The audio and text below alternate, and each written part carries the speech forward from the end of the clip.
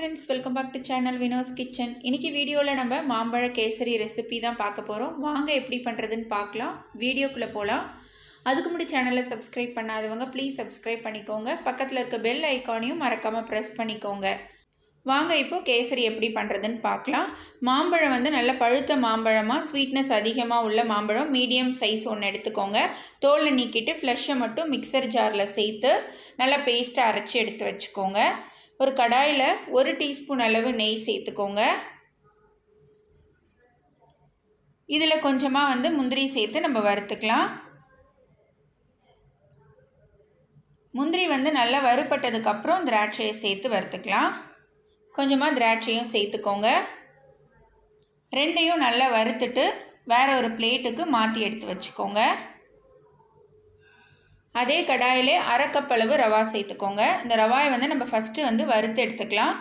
Medium ஃப்ளேமில் வச்சு நல்லா மிக்ஸ் பண்ணி விட்டுட்டு ஒரு 5 நிமிஷம் நல்லா வறுத்து எடுத்துக்கோங்க. ரவா வந்து நல்லா வறுத்தாச்சு. இப்போ இதோட நம்ம தண்ணி சேர்த்துக்கலாம். 2 கப் அளவு தண்ணி சேர்த்துக்கோங்க. 1/2 கப் அளவு ரவாவுக்கு 2 கப் அளவு தண்ணி சேர்த்திங்கன்னா கரெக்டாக இருக்கும். தண்ணி வந்து நல்லா கொதித்து ரவா நல்லா வெந்து வரணும். நல்லா மிக்ஸ் பண்ணி விட்டு வேக வச்சு எடுத்துக்கலாம். ஃப்ளேம் வந்து கம்மி பண்ணிக்கோங்க. சீக்கிரமாக ரவா வந்து வெந்து வந்துடும். பாருங்கள், நல்லா ரவா வந்து வெந்து வந்துருச்சு. இப்போ நல்லா மிக்ஸ் பண்ணி விட்டுட்டு நம்ம அரைச்சி வச்சுருக்கிற பேஸ்ட்டை வந்துட்டு மாம்பழ பேஸ்ட்டை வந்து இதோட சேர்த்துக்கலாம். பேஸ்ட்டை ஆட் பண்ணி நல்லா கலந்து விட்டுக்கோங்க. நம்ம பேஸ்ட்டை ஆட் பண்ணதுக்கப்புறம் ஒரு 3 நிமிஷம் வேக வைக்கணும்.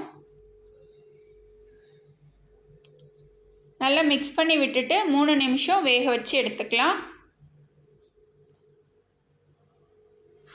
3 நிமிஷம் ஆயிடுச்சு. இப்போ நம்ம வந்து சர்க்கரை சேர்த்துக்கலாம். 3/4 கப் அளவு சர்க்கரை சேர்த்திங்கன்னா கரெக்டாக இருக்கும்.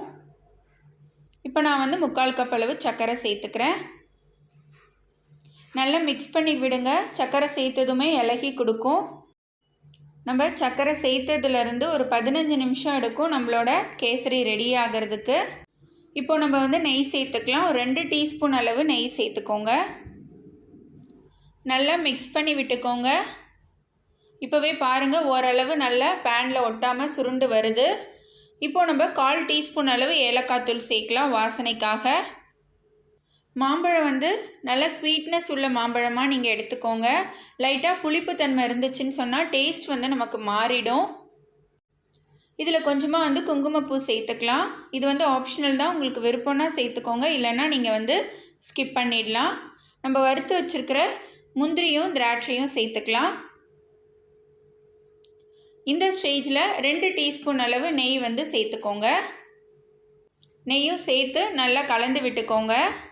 இப்போ பாருங்கள், கடாயில் ஒட்டாமல் நல்லா சுருண்டு வருது. நம்மளோட மாம்பழ கேசரி வந்து ரொம்பவே சூப்பராக ரெடி ஆயிடுச்சு. இப்போ ஸ்டவ் ஆஃப் பண்ணிவிட்டு வேறு ஒரு பவுலுக்கு மாற்றி நீங்கள் சர்வ் பண்ண வேண்டியதான். நல்லா அந்த மாம்பழ ஃப்ளேவரோட கேசரி ரொம்பவே டேஸ்ட்டாக இருக்கும். கண்டிப்பாக நீங்களும் இந்த மாம்பழ கேசரி ரெசிப்பியை வீட்டில் ட்ரை பண்ணுங்கள்.